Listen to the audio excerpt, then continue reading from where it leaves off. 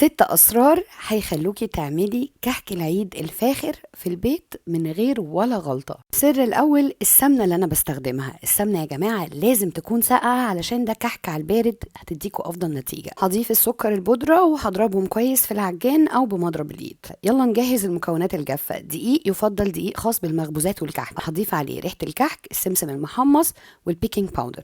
وتعالوا اقول لكم على السر التاني وهو اهم سر، بث الكحك. عايزه اقول لكم ده معناه ان احنا نضيف الدقيق او المكونات الجافه على الخليط اللي احنا عملناه واحده واحده.